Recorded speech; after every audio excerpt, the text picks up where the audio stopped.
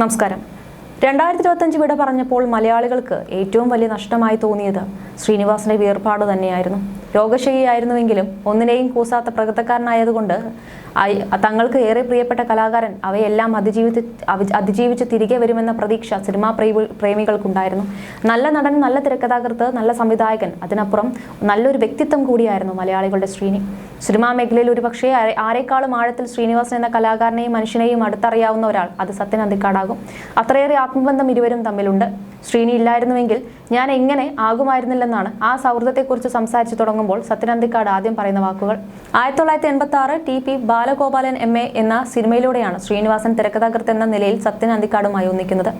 ഇപ്പോഴെന്തായാലും social മീഡിയയിൽ സത്യൻ അന്തിക്കാടിന്റെ ഒരു പോസ്റ്റാണ് ചർച്ചയായി മാറുന്നത്. ശ്രീനി എന്ന ഒറ്റ നക്ഷത്രം. ശ്രീനിവാസന്റെ അടുത്ത സുഹൃത്തായ സത്യൻ അന്തിക്കാടിന്റെ കുറിപ്പ് വൈറലായിക്കൊണ്ടിരിക്കുകയാണ്. എന്തായാലും ശ്രീനിയെ പരിചയപ്പെട്ടതും ഒന്നിച്ച് സിനിമകൾ ചെയ്തതിനെ കുറിച്ചുമൊക്കെയായിരുന്നു അദ്ദേഹം എഴുതിയത്. ഒരു ട്രെയിൻ യാത്രയാണ് പെട്ടെന്ന് ഓർമ്മയിൽ വരുന്നത്. തൃശ്ശൂരിൽ നിന്ന് കോഴിക്കോട്ടേക്ക് പോവുകയായിരുന്നു ഞാൻ. വെഞ്ചാമരം പോലെ നരച്ച മുടിയുള്ള പ്രൗഢയായ ഒരു സ്ത്രീ അടുത്ത് വന്ന് പരിചയപ്പെട്ടു. ഒരു പബ്ലിക് സ്കൂളിലെ പ്രിൻസിപ്പലായി റിട്ടയർ ചെയ്ത അധ്യാപകയാണ്. സംസാരത്തിനിടയിൽ അവർ ചോദിച്ചു, മലയാളത്തിലെ ഏറ്റവും നല്ല തിരക്കഥാകൃത്ത് ആരാണ്? സ്വാഭാവികമായും ഞാൻ MTയുടെ പേര് പറഞ്ഞു. പത്മരാജനും ലോഹിതദാസും തൊട്ടടുത്ത് വരുമെന്നും. ഒരു ചെറിയ ചിരിയോടെ അവർ പറഞ്ഞു, ശരിയായിരിക്കാം, പക്ഷെ മലയാളികളുടെ മനസ്സ് ഏറ്റവും കൂടുതൽ തൊട്ടറിഞ്ഞ എഴുത്തുകാരൻ ശ്രീനിവാസനാണ്. ചിരിപ്പിക്കുന്ന നടനായതുകൊണ്ട് എഴുത്തുകാരൻ എന്ന നിലയിൽ അദ്ദേഹത്തിന്റെ മികവ് പലരും കാണാതെ പോകുന്നു. എന്നിട്ട് ചിന്താവിഷ്ടിയായ ശ്യാമളയിലെയും വടക്കുനോക്കി യന്ത്രത്തിലെയും സന്ദേശത്തിലെയും വരവേൽപ്പിലെയും കഥാപാത്രങ്ങളുടെ ശക്തിയെപ്പറ്റി അവർ പറഞ്ഞു. നാടോടിക്കാറ്റിലെ ദാസനും വിജയനും കടന്നു വന്ന ജീവിത സാഹചര്യങ്ങളെപ്പറ്റി പറഞ്ഞു. വളച്ചുകെട്ടില്ലാത്ത സംഭാഷണങ്ങളെപ്പറ്റി പറഞ്ഞു. സിനിമയുമായി യാതൊരു ബന്ധവുമില്ലാത്ത ഒരു അധ്യാപികയുടെ നിരീക്ഷണമാണ്. എനിക്ക് അത്ഭുതം തോന്നിയില്ല. അവർ പറഞ്ഞതൊക്കെ സത്യമാണെന്ന് എനിക്കും അറിയാമായിരുന്നു.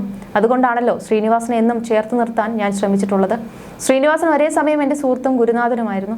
ശ്രീനിവാസനിൽ നിന്ന് പഠിച്ച പാഠങ്ങൾ സ്വയം തിരക്കഥ എഴുതുമ്പോഴും മറ്റുള്ളവരുടെ തിരക്കഥകൾ സിനിമയാക്കുമ്പോഴും എന്നെ സഹായിച്ചിട്ടുണ്ട്. ആത്മാർത്ഥതയില്ലാതെ ഒരു വാചകം പോലും ശ്രീനി എഴുതിയിട്ടില്ല. എഴുതാമെന്ന് സമ്മതിച്ച തിരക്കഥകളിൽ നിന്ന് പോലും തനിക്ക് പറ്റുന്നില്ലെന്ന് തോന്നിയാൽ ഓടി രക്ഷപ്പെടാറുണ്ട്. അതെൻ്റെ അനുഭവം കൂടിയാണ്. കുടുംബപുരാണം എന്ന സിനിമയുടെ ആദ്യത്തെ തിരക്കഥാകൃത്ത് ശ്രീനിവാസനായിരുന്നു. അന്ന് അഭിനയിക്കാനും എഴുതാനും വളരെയേറെ തിരക്കുകളൊന്നും ഇല്ലാത്ത കാലമാണ്. സംസാരം അത് മിൻസാരം എന്ന തമിഴ് സിനിമയുടെ കഥയിൽ നിന്നാണ് തിരക്കഥ രൂപപ്പെടുത്തേണ്ടത്. ശ്രീനിവാസൻ ആ സിനിമ കണ്ടിട്ടില്ല. ആശയം പറഞ്ഞപ്പോൾ ഇഷ്ടമായി എൻ്റെ കൂടെ വന്നതാണ്. കോഴിക്കോട്ട് അളകാപുരി ഹോട്ടലിലെ കോട്ടേജിലിരുന്ന് ഞങ്ങളിതിൻ്റെ ചർച്ചകൾ ആരംഭിച്ചു. ശ്രീനി കൂടെ ഉണ്ടാകുമ്പോൾ സ്ക്രിപ്റ്റിനെ പറ്റി എനിക്ക് പേടിയില്ല. പ്രൊഡ്യൂസറെ വിളിച്ച് ഷൂട്ടിംഗ് പ്ലാൻ ചെയ്തു. ബാലചന്ദ്രമേനോനും തിലകനുമടക്കമുള്ള നടീനടന്മാരുടെ ഡേറ്റൊക്കെ വാങ്ങി. ഷൂട്ടിങ്ങിനുള്ള സമയമാകാറായിട്ടും തിരക്കഥ എഴുത്ത് പുരോഗമിക്കുന്നില്ല. 10-15 സീനുകൾക്കപ്പുറത്തേക്ക് കഥ വികസിക്കുന്നതേയില്ല. തമിഴ് സിനിമയുടെ കാസറ്റ് എൻ്റെ കയ്യിലുണ്ട്. നമുക്കതൊന്ന് കണ്ടു നോക്കിയാലോ എന്ന് ഞാൻ ചോദിച്ചു. സിനിമ കണ്ടാൽ അത് വെറും ഒരു റീമേക്ക് ആയി പോകുമോ എന്ന പേടിയുള്ളത് കൊണ്ടാണ് ശ്രീനി അത് കാണാതിരുന്നത്. പക്ഷേ മറ്റു വഴികളൊന്നും തെളിയാത്തത് കൊണ്ട് പടം കാണാൻ തന്നെ തീരുമാനിച്ചു. ഒരു സുഹൃത്തിൻ്റെ വീട്ടിൽ പോയിരുന്ന സംസാരം അത് മിൻസാരം പൂർണ്ണമായി കണ്ടു. തിരിച്ചെത്തുമ്പോൾ രാത്രിയായി. ശ്രീനി ഒന്നും മിണ്ടുന്നില്ല.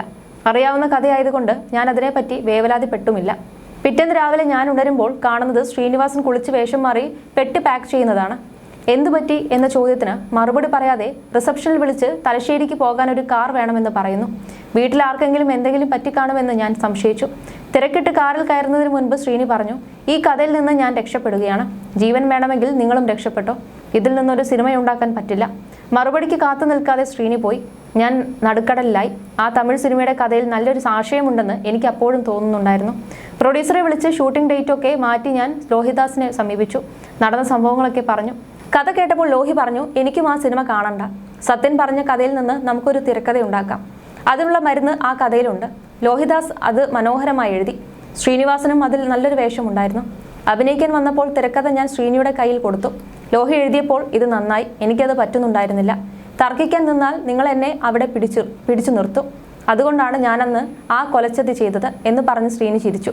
തിരക്കഥ എഴുത്ത് ഒരു ജോലിയായി ശ്രീനി കണ്ടിട്ടില്ല. അനുഭവങ്ങളും അറിവുകളുമാണ് അദ്ദേഹം എഴുതിയിട്ടുള്ളത്. നമുക്ക് കടക്കാർ ആരുമില്ലാത്ത എവിടേക്കെങ്കിലും പോകാം മോനെ എന്ന് സന്മനസ്സുള്ളവർക്ക് സമാധാനത്തിലെ അമ്മ പറയുമ്പോൾ നമ്മൾ അറിയുന്നില്ല യഥാർത്ഥ ജീവിതത്തിൽ ശ്രീനിയുടെ അമ്മ ശ്രീനിയോട് പറഞ്ഞ വാക്കുകളാണതെന്ന്. TP ബാലഗോപാലൻ MA എന്ന സിനിമ മുതൽ തുടങ്ങിയതാണ് ഞങ്ങളുടെ സൗഹൃദം. അത് എഴുതാൻ വന്നപ്പോൾ ശ്രീനി എന്നോട് ആദ്യം പറഞ്ഞത്, ഞാനൊരു എഴുത്തുകാരനൊന്നുമല്ല. നിങ്ങൾ ആഗ്രഹിക്കുന്നത് പോലെ എനിക്ക് എഴുതാൻ കഴിയുമെന്നും തോന്നുന്നില്ല. ഒന്ന് ശ്രമിച്ചു നോക്കാം എന്നാണ്. ആ ശ്രമം സിനിമാ ജീവിതത്തിൽ എനിക്കൊരു വഴിത്തിരിവായി എന്നത് ചരിത്രം. ബാലഗോപാലൻ തൊട്ടാണ് സിനിമയിൽ എൻ്റെ ദിശ ഏതാണെന്ന് ഞാൻ തിരിച്ചറിഞ്ഞത്. ഒരുപോലെ ചിന്തിക്കുകയും അനുഭവങ്ങൾ പങ്കുവെക്കുകയും ചെയ്യുന്ന 2 പേരുടെ കൂടിച്ചേരലായിരുന്നു അത്. ഞങ്ങളുടെ രണ്ടുപേരുടെയും ജീവിത സാഹചര്യങ്ങൾ ഏകദേശം ഒരുപോലെയായിരുന്നു. ഇടത്തരക്കാരുടെ പ്രശ്നങ്ങൾ നർമ്മത്തിന്റെ കണ്ണിലൂടെയാണ് രണ്ടുപേരും കണ്ടിരുന്നത്. എത്ര തീവ്രമായ വിഷയമായാലും അതിനെ നർമ്മം കൊണ്ട് പൊതിയാനായിരുന്നു ഞങ്ങൾക്ക് താല്പര്യം. വരവേൽപ്പും സന്ദേശവുമൊക്കെ തൊട്ടാൽ പൊള്ളുന്ന വിഷയങ്ങളാണ്. ശ്രീനിവാസൻ അതിനെ തമാശയുടെ ചരടിൽ കോർത്താണ് തിരക്കഥയാക്കി രൂപപ്പെടുത്തിയത്.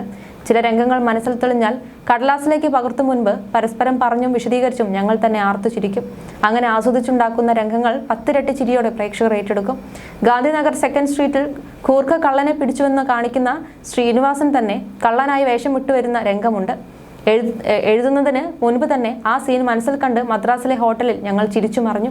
അത് കണ്ടുകൊണ്ട് സംവിധായകൻ ജി അരവിന്ദൻ മുറിയിലേക്ക് വന്നു. രണ്ടാൾക്കും വട്ടായി പോയോ എന്നാണ് അദ്ദേഹം ആദ്യം ചോദിച്ചത്. ശ്രീനി വിശദമായി ആ രംഗം പറഞ്ഞു കൊടുത്തപ്പോൾ പൊതുവെ മൗനിയാണെന്ന് എല്ലാവരും പറയാറുള്ള അരവിന്ദേട്ടൻ ചിരിച്ച് അത് നിർത്താൻ പാടുപെടുന്നത് ഇപ്പോഴും ഓർമ്മയുണ്ട്. നാടോടിക്കാറ്റാണ് ശ്രീനിവാസൻ ഏറ്റവും കൂടുതൽ സമയമെടുത്തെഴുതിയ തിരക്കഥ. ഏകദേശം 1 വർഷത്തോളം ഞങ്ങൾ ആ കഥ ചർച്ച ചെയ്ത് കേരളം മുഴുവൻ അലഞ്ഞിട്ടുണ്ട്. ശ്രീനിയുടെ മറ്റൊരു മുഖവും കൂടി ഞാൻ കണ്ടിട്ടുണ്ട്. ഒരു സിനിമയുടെ ഷൂട്ടിങ്ങിന് വേണ്ടി തിരുവനന്തപുരത്തെ ഒരു ഹോട്ടലിൽ താമസിക്കുകയാണ് ഞങ്ങൾ. ഒരു ദിവസം ഷൂട്ടിംഗ് കഴിഞ്ഞ് മുറിയിൽ എത്തിയപ്പോൾ ശ്രീനിവാസൻ ഒരു കത്തും കയ്യിൽ പിടിച്ചിരിക്കുകയാണ്. വീട്ടിലെ വിലാസത്തിൽ വരുന്ന കത്തുകളെല്ലാം എടുത്തുകൊണ്ടുവന്ന് സമയം കിട്ടുമ്പോൾ ഓരോന്നായി വായിക്കുകയാണ് പതിവ്. അങ്ങനെ വന്ന ഒരു കത്താണ്, ഇതൊന്ന് വായിച്ചു നോക്കൂ എന്ന് പറഞ്ഞ് കത്ത് എൻ്റെ കയ്യിൽ തന്നു. ശ്രീനിക്ക് നേരിട്ട് പരിചയമില്ലാത്ത ഒരു ചെറുപ്പക്കാരൻ ഡൽഹിയിൽ നിന്ന് എഴുതിയ കത്താണ്. ഞാനത് വായിച്ചു തുടങ്ങിയപ്പോൾ ശ്രീനി പറഞ്ഞു, വേണ്ട, ഞാൻ വായിച്ചു കേൾപ്പിക്കാം. പിന്നെ ശ്രീനി അത് വായിക്കാൻ തുടങ്ങി. നെഞ്ചുലയ്ക്കുന്ന കത്തായിരുന്നു അത്. ഒരാൾ അനുഭവിച്ചു കൊണ്ടിരിക്കുന്ന വേദനകളാണ്. വായിച്ച് ഒരു ഘട്ടം എത്തിയപ്പോൾ ശ്രീനി ഏങ്ങി കരഞ്ഞു. അത് കണ്ട് എൻ്റെ കണ്ണും നിറഞ്ഞു. കരയാൻ കഴിയുന്നത് വലിയൊരു അനുഗ്രഹമാണെന്ന് ഞാൻ കേട്ടിട്ടുണ്ട്. മാലിന്യമില്ലാത്ത മനസ്സിൽ നിന്നേ കണ്ണീരിൻ്റെ ഉറവ ഒഴുകി വരും. നിർമ്മലമായ മനസ്സാണ് ശ്രീനിയുടേത്. മലയാളികളെ മുഴുവൻ ചിരിപ്പിക്കാനും ചിന്തിപ്പിക്കാനും ഇടയ്ക്കൊക്കെ കരയിപ്പിക്കാനും ശ്രീനിക്ക് കഴിഞ്ഞത് അങ്ങനെ ഒരു മനസ്സുള്ളത് കൊണ്ടാണ്.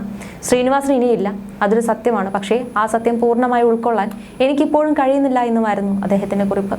അതേസമയം സിനിമാ ലോകം ഒന്നടങ്കം ശ്രീനിവാസന് യാത്രാമൊഴി നൽകാൻ വേണ്ടി എത്തിയിരുന്നു. ആശുപത്രിയിലും പൊതുദർശനത്തിലും വെച്ചപ്പോഴുമെല്ലാം സഹപ്രവർത്തകർ എത്തിയിരുന്നു.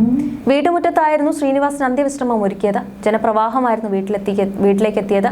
അന്ത്യകർമ്മം ചെയ്യുമ്പോഴും ചടങ്ങുകളുടെ ഇടയിലെയും വൈകാരിക നിമിഷങ്ങൾ സോഷ്യൽ മീഡിയയിലൂടെ വൈറലായിരുന്നു. സങ്കടം അടക്കിപ്പിടിച്ച് നിൽക്കുകയായിരുന്നു വിനീതും ധ്യാനും.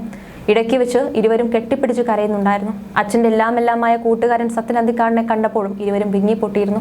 2 ആഴ്ച കൂടുമ്പോൾ ഞാൻ ശ്രീനിയെ കാണാൻ പോവാറുള്ളതാണ്. വീട്ടിലേക്ക് വരുന്നുണ്ടെന്ന് നേരത്തെ വിളിച്ച് പറയാറുണ്ട്. സത്യേട്ടൻ വരുന്നുവെന്ന് കേട്ടാൽ മുതൽ ശ്രീനിയേട്ടൻ കുളിച്ച് റെഡിയായിരിക്കും. അന്തിക്കാട് നിന്നും വണ്ടി ഓടിച്ചെത്തേണ്ടതെന്ന് പറഞ്ഞാൽ മനസ്സിലാവും. പഴയ കഥകളും ചെയ്യാൻ പോകുന്ന സിനിമയെക്കുറിച്ചുമൊക്കെ ഞങ്ങൾ സംസാരിക്കാറുണ്ട്. ഞങ്ങൾ ഒന്നിച്ച് ഒരു പൊളിറ്റിക്കൽ സിനിമ ചെയ്യണമെന്ന് കരുതിയിരുന്നു. ഇതുവരെ അതേക്കുറിച്ച് പറഞ്ഞിട്ടില്ല. ഇനി നടക്കില്ലെന്ന് ഉറപ്പായല്ലോ, അതുകൊണ്ടാണ് പറയുന്നത് എന്നുമായിരുന്നു സത്യൻ അന്തിക്കാട് വിങ്ങി പറഞ്ഞത്. ശ്രീനിവാസനെ കുറിച്ച് പറയുമ്പോൾ വാക്കുകൾ കിട്ടാതെ ഇടറിയ സ്വരത്തോടെ സംസാരം മുഴുമിപ്പിക്കാതെ മാറിപ്പോവുകയായിരുന്നു അദ്ദേഹം. വീടിനകത്തെ ചടങ്ങുകളെല്ലാം കഴിഞ്ഞ് മൃതദേഹം ചിതയിലേക്ക് വെച്ചപ്പോഴായിരുന്നു ധ്യാൻ വിനീതിനോട് അച്ഛൻ്റെ പേനയും പേപ്പറും വെക്കുന്നതിനെ കുറിച്ച് പറഞ്ഞത്. എല്ലാവർക്കും എന്നും നന്മകളെ മാത്രം ഉണ്ടാവട്ടെ എന്നായിരുന്നു പേപ്പറിൽ സത്യൻ അന്തിക്കാട് എഴുതിയത്. അദ്ദേഹം തന്നെ ആ പേപ്പറും പേനയും ശ്രീനിയുടെ നെഞ്ചിലേക്ക് വെക്കുകയായിരുന്നു. പോക്കറ്റിൽ നിന്നും തൂവാലയെടുത്ത് കണ്ണീരൊപ്പുകയായിരുന്നു അദ്ദേഹം. അരികിലായി ധ്യാനും വിനീതും വിമല ടീച്ചറും അർപ്പിതയും ദിവ്യയും ഒക്കെ ഉണ്ടായിരുന്നു. അച്ഛനെ അത്രമേൽ മനസ്സിലാക്കിയ സത്യൻ അങ്കിൾ തന്നെ ആ കർമ്മം ചെയ്യട്ടെ എന്നായിരുന്നു ധ്യാൻ വിനീതിനോട് പറഞ്ഞത്. ഏറ്റവും അടുത്ത സുഹൃത്തിനെ അനുസ്മരിക്കുക എന്നത് വേദനാജനകമായൊരു കാര്യമാണ്. പ്രായം കൂടി വരുന്നത് കൊണ്ടാണെന്ന് തോന്നുന്നു. ചില സമയത്ത് വല്ലാതെ ഇമോഷണൽ ആവും. ഇപ്പോൾ എല്ലാവരും കൂടെയുള്ളത് കൊണ്ട് സംസാരിക്കാൻ പറ്റും. എൻ്റെ ഉള്ളിൽ ഇമോഷണൽ ആയൊരു ലെയറുണ്ട്. അത് പൊട്ടിപ്പോവാതെയായിരിക്കാനാണ് ഞാൻ ശ്രമിക്കുന്നത്. ശ്രീനി കൂടി വരുമ്പോഴാണ് എനിക്ക് പൂർണ്ണത വരുന്നത്.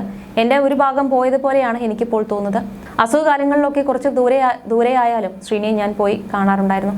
രാവിലെ പോയാൽ വൈകിട്ടാണ് വരുന്നതെന്നും സത്യൻ അന്തിക്കാട് വേദനയോടെ പറഞ്ഞു.